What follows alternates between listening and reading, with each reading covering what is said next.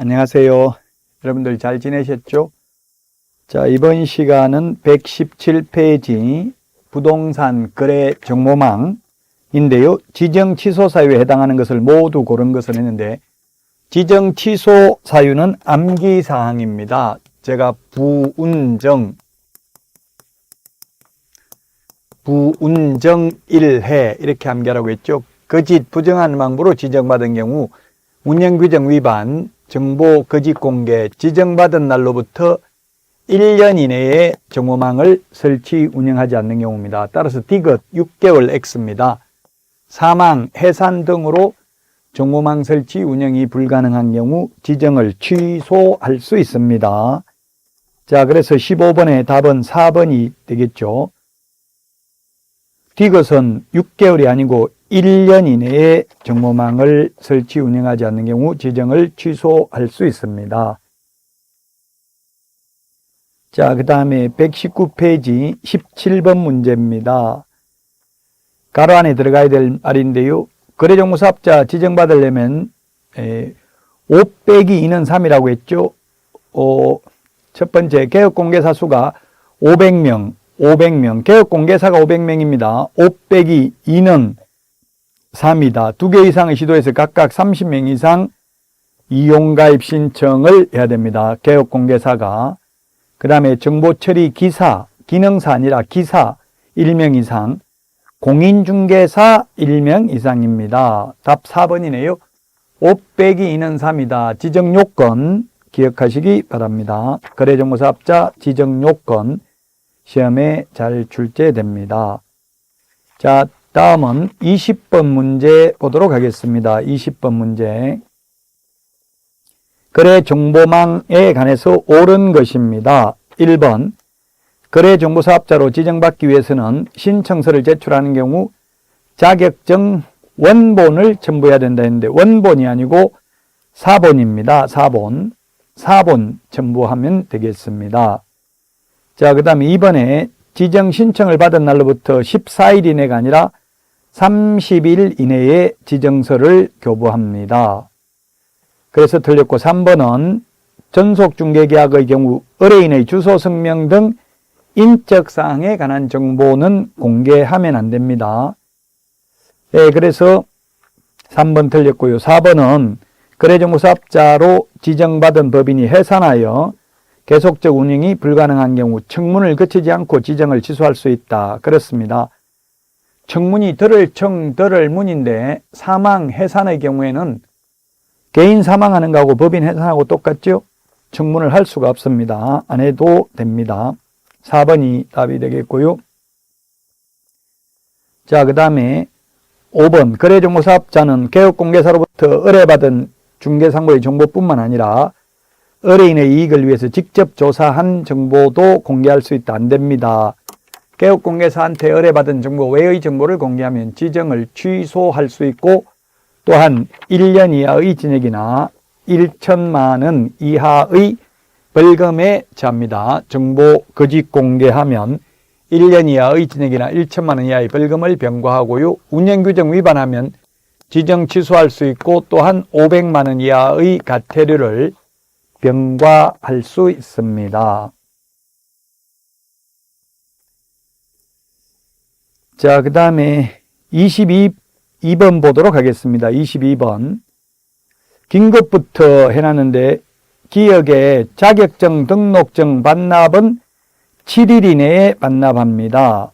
그 다음에 니은은 지정받은 자는 지정받은 날로부터 3개월 이내에 운영규정을 제정하여 승인받아야 됩니다. 3개월이죠. 3개월.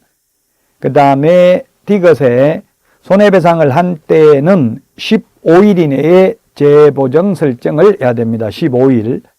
따라서 3번이 정답이 되겠습니다. 자, 부동산 거래 정보망. 부동산 거래 정보망은 개업 공인중개사 상호 간의 정보를 교환하는 체계고요. 이 거래 정보 사업자가 되기 위해서는 지정을 받아야 되는데 지정 절차를 보면 먼저 부가통신사업자이어야 합니다. 부가통신사업자이어야 하고요. 과학기술정보통신부 장관에게 부가통신사업자로 신고한 자 중에서 지정신청을 하는데, 지정신청은 국토교통부 장관에게 지정신청을 합니다. 지정신청을 받은 국토교통부 장관은 30일 이내에 지정서를 교부합니다. 지정서를 교부받고 나면 3개월 이내에 운영규정을 제정하여 국토교통부 장관 승인 받아야 됩니다. 그리고 지정받은 날로부터 1년 이내에 정보망을 설치 운영해야 됩니다. 정보망을 설치 운영해야 된다. 그래서 시험에 1년 3월 30일 숫자 중요하고요. 지정요건은 첫 번째, 전국적으로 500명 이상 이용가입 신청을 해야 되고 2개 이상의 시도에서 각각 30명 이상 이용가입 신청을 해야 됩니다. 그래서 5 빼기 2는 3이다. 이렇게 기억을 하시고요. 그 다음에 두 번째, 정보 처리 기사 1인 이상 확보해야 되고요. 그 다음에 공인중개사 1인 이상 있어야 됩니다. 자, 그 다음에 용량과 성능을 갖춘 컴퓨터 설비가 있어야 되는데, 이 컴퓨터는 메인 서버, 거래정보사업자 될 사람 컴퓨터가 일정 규모 이상해야 되죠. 회원으로 가입하려는 개업공개사 컴퓨터가 커야 되는 게 아닙니다. 한 문제 출제됩니다. 여기에서. 자, 그 다음에 손해배상 책임과 계약금 등의 반환채무 이행보장제도인데요. 여기에서는 두 문제 출제됩니다. 자, 손해배상이 두 문제 출제가 되는데, 이것도 한번 정리를 하고 풀도록 할까요?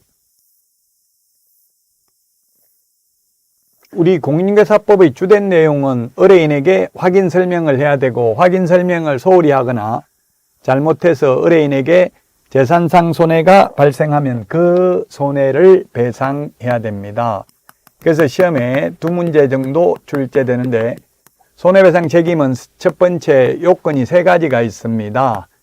개업 공인중개사의 고의 가실이 있거나, 또는 직원의 고의 가실이 있거나, 또는 다른 사람의 중개행위 장소로 제공을 하여 의뢰인에게 재산상 손해가 발생해야 됩니다. 재산상 손해가 발생을 해야 되고요. 그러면 재산상 손해가 발생하면 손해배상금 지급 청구를 합니다. 손해배상금 지급 청구는 누가 하느냐 하면은 손해를 입은 의뢰인이 보증기관, 보험회사에다가 하는 제도입니다. 보증기관에다가 손해배상금 지급 청구를 하고요. 그러면 지급 청구를 하면 손해배상금을 지급을 하는데, 지급은 보증기관이 의뢰인에게 직접 주겠죠. 손해배상금을 지급하고 나면 다 끝나는 게 아니라 15일 이내에 재보정 설정을 해야 됩니다. 재보정 설정을 하는데, 보증보험이나 공제의 경우에는 다시 가입입니다. 근데 공탁의 경우에는 부족분을 보충하시면 되겠습니다. 손해배상금을 지급하고 나면 다 끝나는 게 아니라 구상권을 행사할 수 있습니다. 구상권 행사는 보증기관이 개업공개사에게 구상권 행사할 수 있고, 개업공개사는 직원의 고의가실로 손해가 발생했다면 직원에게 구상권 행사를 할 수 있습니다. 자, 이런 손해를 배상하기 위해서 보정 설정을 해야 되는데, 보정 설정 방법은 3가지가 있습니다. 보정 설정 방법은 첫 번째, 보증보험에 가입하는 방법이 있고요. 그 다음에 공제에 가입하는 방법이 있고 그 다음에 공탁하는 방법이 있습니다. 아무거나 자유롭게 선택할 수 있습니다. 3개 다 선택해도 되고 하나만 선택할 수도 있습니다. 다만 공탁을 한 공탁금은 개업공개사가 사망을 하거나 폐업해도 3년 이내에는 회수할 수 없습니다. 자, 그 다음에 보정 설정 금액입니다. 보정 설정 금액의 경우 법인은 4억 이상으로 올해 1월 1일부로 바뀌었죠. 법인의 분사무소는 사무소마다 2억 이상 가입을 해야 되고요. 그 다음에 개인도 2억 이상 가입해야 되고 다른 법률의 규정에 의해서 중개업을 영위할 수 있는 이른바 특수법인은 2천만 원 이상입니다. 모든 특수법인 2천만 원 이상이 되겠습니다. 자, 그 다음에 보정 설정식인데 처음에 보정 가입을 하는 것은 등록 후 업무 개시 전입니다. 그런데 분사무소 설치 신고나 매수 신청 대리인, 이게 분이 분사무소입니다. 분사무소 설치 신고, 그 다음에 매수 신청 대리인 등록 신청, 요거는 미리 보정 설정을 해야 됩니다. 미리 해야 됩니다. 자, 그 다음에 보정의 변경은 효력 있는 기간 중에 변경 가능하고요. 만료되었을 때는 만료일까지 다시 가입해야 됩니다. 만료됐을 때는 만료일까지. 자, 이거 보고 이제 문제 풀어보도록 하겠습니다. 125페이지 2번 문제 보도록 하겠습니다. 틀린 것은 했는데 업무 개시 전에 보증보험 공제 또는 공탁을 가입해야 됩니다. 맞습니다. 업무 개시 전입니다. 이게 했죠. 등록 후 업무 개시 전에. 2번에 변경은 효력 있는 기간 중에, 그 다음에 3번은 만료되었을 때에는 만료일까지 다시 가입을 해야 되고요. 그 다음에 4번 손해 보정 설정을 안 하면 임의적 등록 취소입니다. 5번이 틀렸죠. 30일이 아니고 15일입니다. 5번이 답이고요. 4번은 제가 안 했는데 위반시 제재인데요.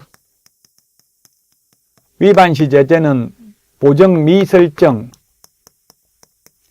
아예 처음부터 보정 가입을 안 했다면 임의적 취소고요. 임의적 취소면 취소 안 하면 업무 정지할 수 있고, 그 다음에 보정관계 정서, 미교부, 교부하지 않거나 보장금액 설명하지 않는 경우, 설명하지 않는 경우, 이 두 개는 100만 원 이하의 과태료가 되겠습니다. 자, 그래서 2번에 답 5번이 되겠습니다. 자, 다음은 5번 문제 보겠습니다. 5번 문제. 개업공개사 갑 소공 을입니다. 자, 틀린 것은 했는데 소속공개사가 중개행위를 했네요. 자, 을의 업무상 행위는 갑의 행위로 본다. 그렇습니다. 직원의 업무상 행위는 그를 고용한 개업공개사의 행위로 본다. 이번에 확인설명서에는 갑과 을이 함께 서명 및 날인, 및 동그라미 하시고요. 서명 및 날인하는 것은 계약서 확인설명서 밖에 없다고 했습니다. 3번 을은 갑의 위임을 받아 부동산 거래계약 신고서의 제출을 대행할 수 있다. 예, 소공은 제출 대행할 수 있고 보조원은 제출 대행할 수 없습니다. 4번 을의 중개행위가 금지행위에 해당하여 을이 징역형을 선고받았다는 이유로 갑도 해당 조에 규정된 징역형을 선고받는다. 양벌 규정인데요. 직원 잘못으로 사장은 절대 징역받는 경우는 없고 벌금형을 받습니다. 해당 조에 규정된 벌금형을 고한다. 다만 개업공개사가 그 위반 행위를 방지하기 위하여 상당한 주의와 감독을 게을리하지 아니한 경우에는 그러하지 아니하다. 양벌규정에 의해서 벌금받지 않는다는 이야기입니다. 자, 갑은 답 4번이고요. 갑은 거래 당사자에게 손해배상 책임의 보장에 관한 사항을 설명하고 관계증서 사본을 교부하거나 전자문서를 제공해야 되는데 이를 하지 않는 경우에는 500만 원 이하의 과태료가 되겠습니다. 자, 6번입니다. 서울특별시 A구의 주된 사무소 B, C, D구, E구에 각각 분사무소가 있습니다. 최저보정 설정금액 분사무소 2억인데 하나 A, B, C, D, E 4개네요. 4개 곱하기 2억 하면 8억이고요. 8억. 그 다음에 주된 사무소 4억이죠. 합하면 12억. 4번이 정답이 되겠습니다. 4번이 정답이다.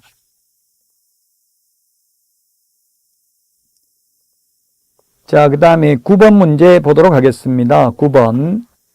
옳은 것은 했는데 무자격자가 우연한 기회에 단 한 번만 했다면 과다하지 않는 보수 받아도 됩니다. 무등록 중개업자는 보수 못 받습니다. 업자는 보수 못 받는데 업자가 아니라 무자격자라도 우연한 기회에 한두 번 중개를 하고 보수를 받기로 했다면 사회통념상 과다하지 않는 보수는 받아도 됩니다. 자, 그 다음에 지역농업협동조합의 경우에 3천만 원 이상 보정 설정하라고 했는데 3천만 원이 아니고 2천만 원입니다. 밑에 해설에 1천만 원 되어 있는데 2천만 원으로 좀 고쳐주십시오. 동그라미 2번. 특수법인이 2천만 원으로 개정됐습니다. 2천만 원 이상 설정해야 됩니다. 해설에 1천만 원을 2천만 원으로 고쳐주시고요. 3번. 공탁금은 폐업한 날로부터 5년이 아니라 3년간 회수할 수 없습니다. 3년. 자, 그 다음에 4번. 공인중개사가 자신 명의의 중개사무소에 무자격자로 하여금 자금을 투자하고 이익을 분배받도록 하는 것만으로도 등록증 대여에 해당된다. 이거는 동업입니다. 동업. 무자격자로 하여금 자금만 투자하게 하고 중개 업무만 안 하게 했다면 이건 불법 아닙니다. 자, 그래서 대여에 해당한다. X가 되겠습니다. 자, 그 다음에 5번. 분사무소 1개를 개설한 법인인 개업공개사가 손해배상 책임의 보장을 위해 공탁만을 하는 경우 총 6억이다. 6억. 분사무소 2억, 주된 사무소 4억이니까 6억. 5번이 답이 되겠습니다. 밑에 해설 2번에 1천만 원을 2천만 원으로 고쳐주시기 바랍니다.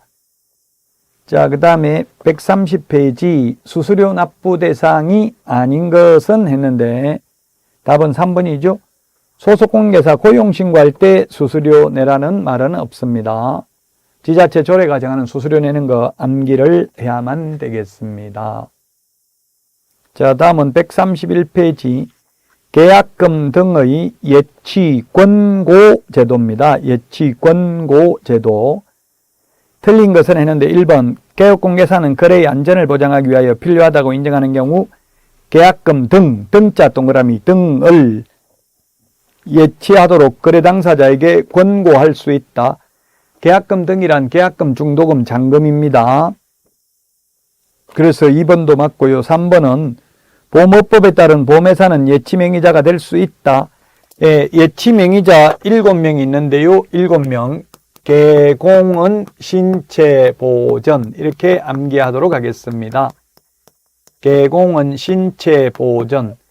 개업공개사 명의로 예치할 수 있고요. 공제사업을 행하는 자, 은행, 신탁업자, 채신관서, 보험업법에 의한 보험회사, 계약 이행관리 전문 회사 명의로 예치하도록 권고할 수 있습니다. 그래서 3번 맞고요. 4번은 개업공개사는 거래 당사자에게 공인중개사법에 따른 공제사업을 하는 자의 명의로 계약금 등을 예치하도록 권고할 수 있다. 있는데 없다 해서 X입니다. 4번이 정답이 되겠습니다. 5번은 개업공개사는 계약금 등을 자기 명의로 금융기관 등에 예치하는 경우 자기 소유의 예치금과 분리하여 관리될 수 있도록 하여야 한다. 예, 네 돈, 내 돈 섞어놓고 찾아 쓰면 안 되겠죠. 그래서 4번이 정답이 되겠습니다. 자, 그 다음에 13번입니다. 예치 권고할 수 있는데 명의자에 속하지 않는 것. 개공은 신체 보전이라고 했습니다. 따라서 답 3번인데요. 법원 명의로, 제3자 명의로, 매수인 명의로, 매도인 명의로 예치하도록 권고할 수 있다. X로 출제됐습니다. 자, 14번 옳은 것입니다. 개업공개사의 손해배상 책임을 보장하기 위한 보증보험 또는 공제가입 공탁은 등록 신청을 할 때 해야 된다. X죠.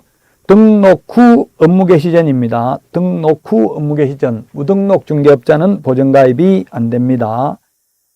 2번 다른 법률의 규정에 따라 중개업을 할 수 있는 법인이 중개업을 하는 경우 업무 보정 설정을 하지 않아도 된다. 특수법인도 2천만 원 보정 설정을 해야 됩니다.